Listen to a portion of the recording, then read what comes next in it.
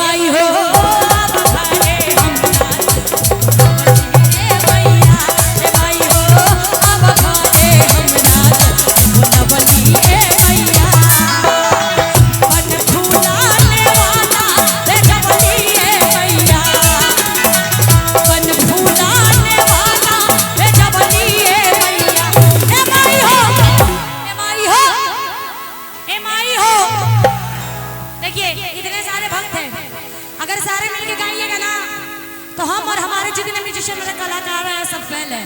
इसलिए जरा दोनों हाथ एकदम पूरे पूरे उठाइए, उठाइए एकदम पूरे पूरे हाथ। ए माई हो, ए माई हो, ए माई हो,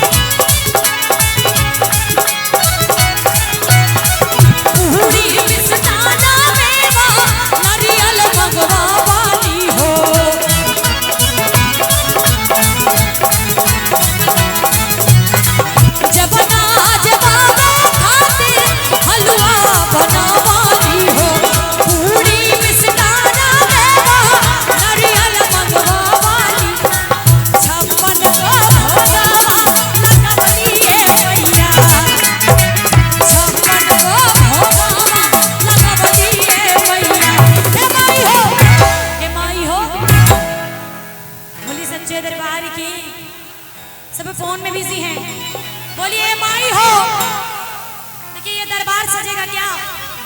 कल सजेगा नहीं, इसके लिए कम से कम 1 साल इंतजार करना पड़ेगा। तो बोलिए माई हो, ए माई हो। जरा दोनों हाथ उठा के पूरे पूरे और कहना है कैसे कि 56 गो भोगा लगवती मैया, 56 गो भोगा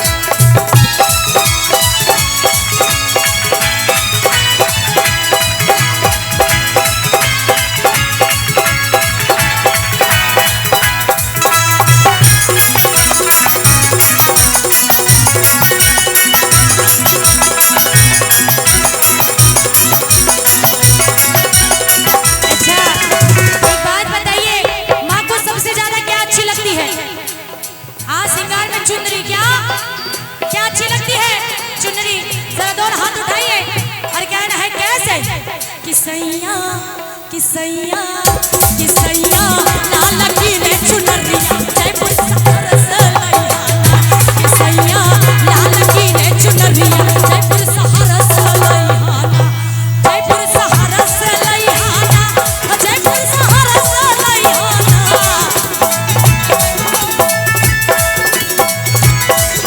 जयपुर शहर से लइहाना जयपुर शहर से लइहाना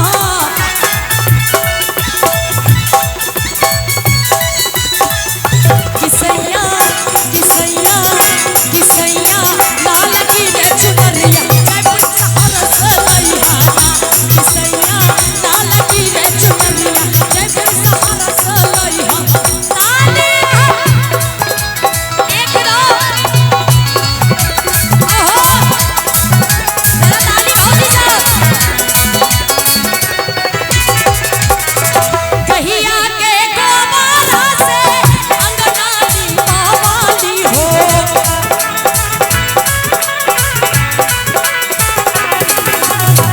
पूरी मिष्टाना मेवा चुनरी मंगवावाली हो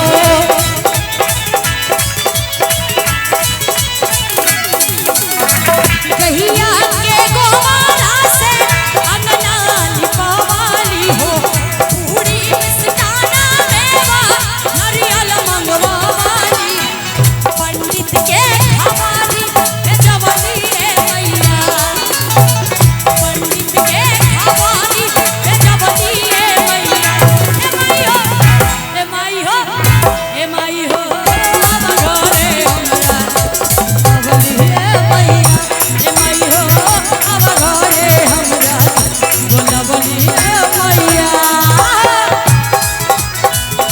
ताली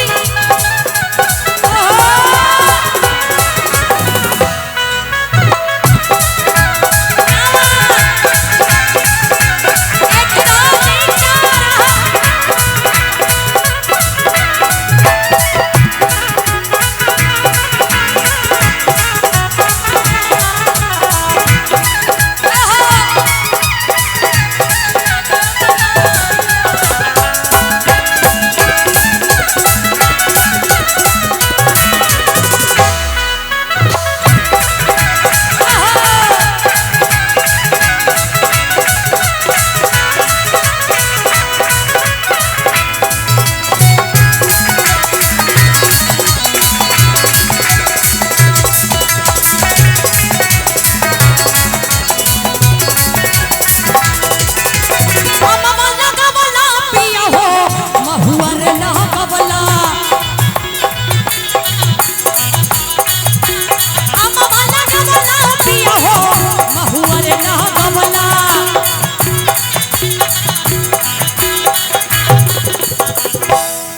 बोलिए सच्चे दरबार की। अच्छा ये आप लोग बताइए ग्रुपिंग डांस जो बना के डांस करे वो कौन डांस है पता है? आप लोग अभी जो डांस कर रहे थे ग्रुपिंग बना के वो कौन सा डांस है पता है? उनको झारखंडी में बोला जाता है नागपुरी डांस। हाँ अच्छा इस वजन के बाद सुनाऊंगी। बोलिए सच्चे दरबार की। जरा दोनों हाथ उठा के देखिए टेढ़े मेढ़े हाथ ना कछुए के होते हैं। किसके होते हैं? इंसान के सुंदर सुंदर लंबे लंबे हाथ होते हैं। तो जिनका इंसान का हाथ है वही उठाइएगा। और चाहूंगी जितने हमारे कैमरा वाले भैया आए थोड़ा इन लोग का रिकॉर्डिंग ले ले। जरा दोनों हाथ उठाइए। मैं चाहूंगी कि 5 मिनट के लिए सारे कैमरा उधर घुमा लीजिए और दोनों हाथ उठा के एकदम पूरे पूरे लंबे लंबे इधर वाले जरा उठाओ और कहना है कैसे कि अम्मा वाला गवला पिया हो महुआ रे लहा गवला अम्मा वाला गवला पिया हो महुआ रे लहा गवला काहे न लगवला पिया हो काहे न लगवला पिया हो निमिया के कचिया काहे न लगवला पिया हो निमिया के कचिया काहे न लगवला पिया हो ताली